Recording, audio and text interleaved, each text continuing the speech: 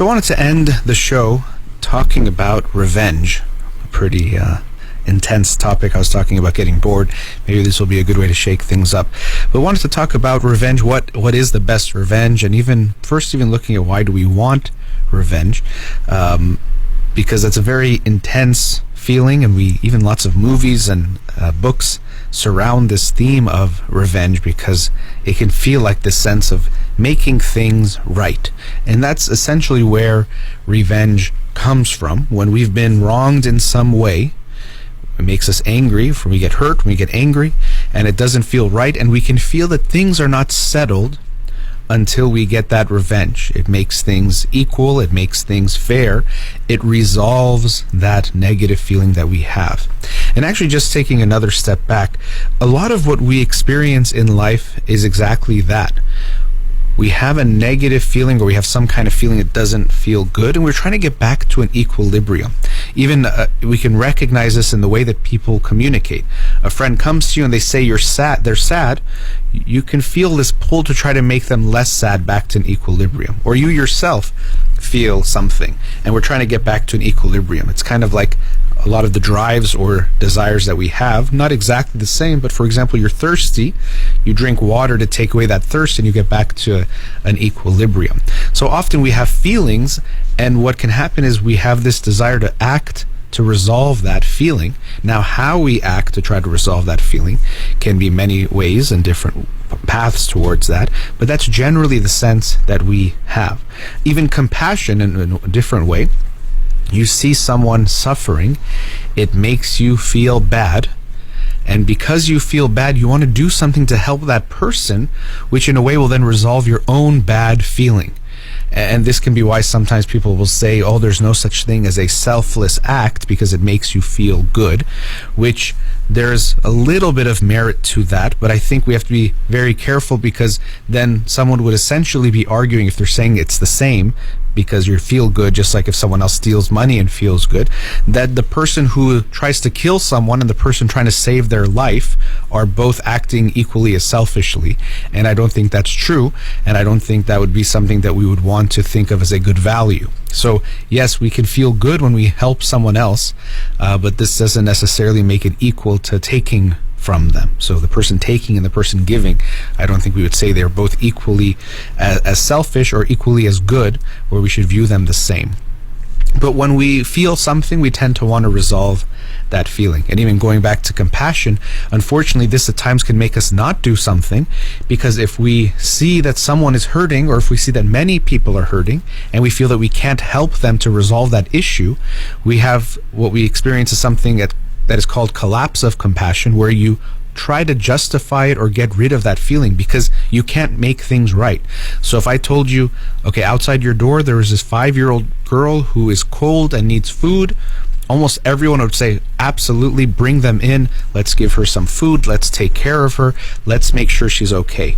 If I tell you there's 20,000 people outside your door who are cold and need food, now you don't know what to do, because you know you can't take care of 20,000 people yourself, and so you feel stuck. And in a way of dealing with this, trying to resolve our feeling, we can think that it's easier to not care about those 20,000 people, which seems strange. We care less in some ways about 20,000 people suffering as we do for one person suffering. And a big part of that is because with the one person, we feel like we can resolve it and resolve our feeling. When it's 20,000, we tend to find a way to justify maybe it's okay, someone else has to do something, and we'll try to find ways to distract ourselves or take away that feeling because we know we can't resolve it with those actions.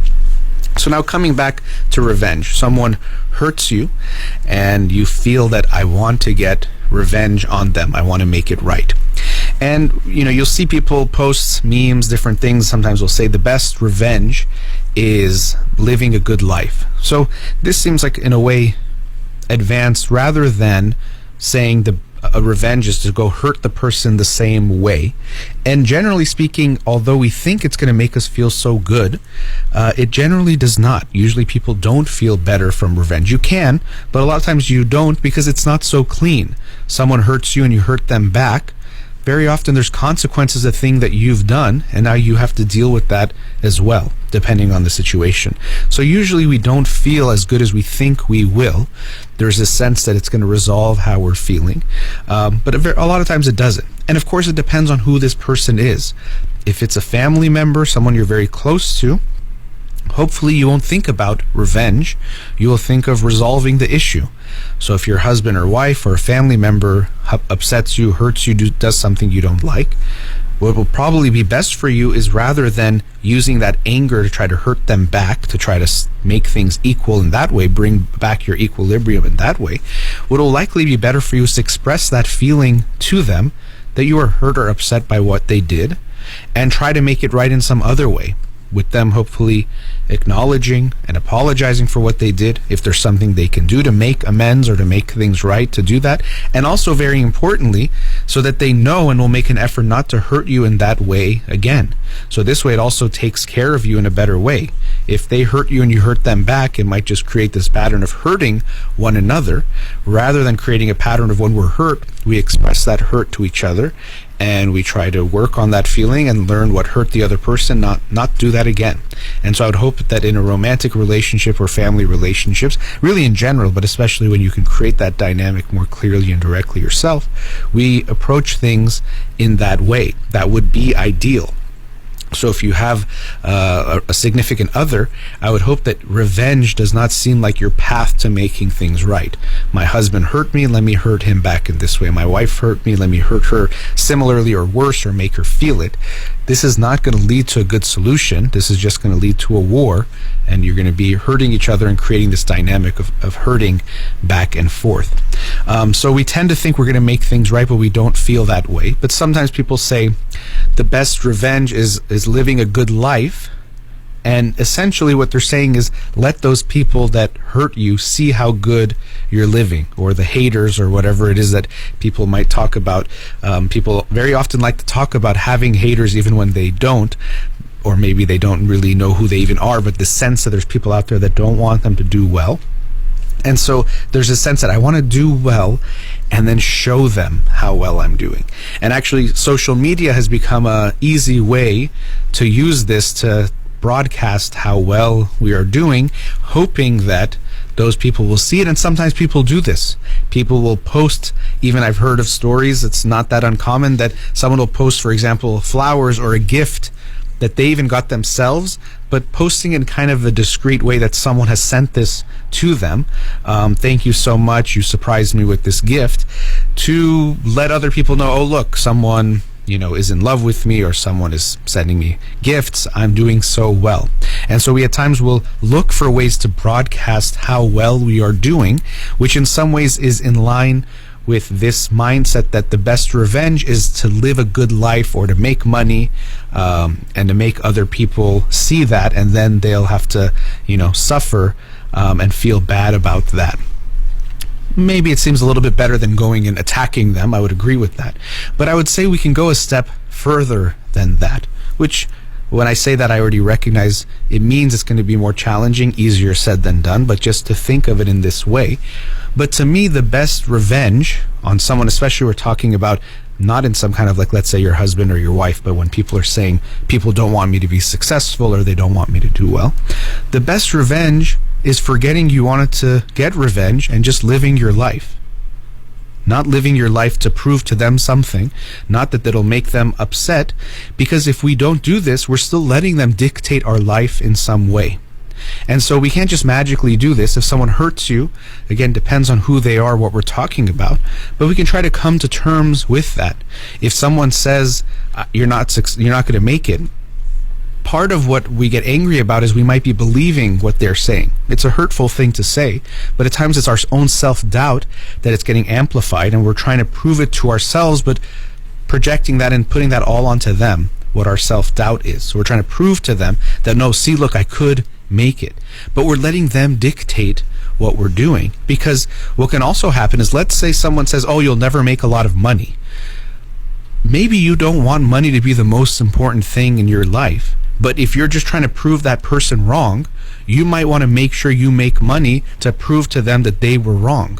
So you are, in a way, letting them choose your standard. If they think having a lot of followers is what they're making you feel bad about or telling you you're not good enough at, then you're going to strive towards that and let them make that decision. So the best revenge to me is actually forgetting you wanted revenge, to deal with those feelings of hurt or anger. If you feel something really strongly, recognizing it might not just be about them, it might be about you. If someone tells you something about you and it triggers some intense feelings, yes, for them to say something mean, that's bad on their part.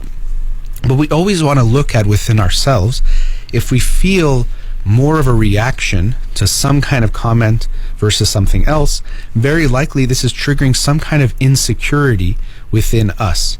So sometimes I just give an example. Let's say someone walks by randomly, someone's muttering to themselves and they yell 4 insults at you, not even looking at you, not even realizing, but they say you're stupid, you're poor, you're ugly, or something else, and one of those things sticks with you. They don't even realize it. They walk away, but you realize when they said stupid, you keep thinking about that. Oh, that guy said I'm stupid? What? He doesn't know what he's talking about. And you realize you're still consumed by this random comment that the person threw out. That's telling us that something within that comment is triggering an insecurity in you.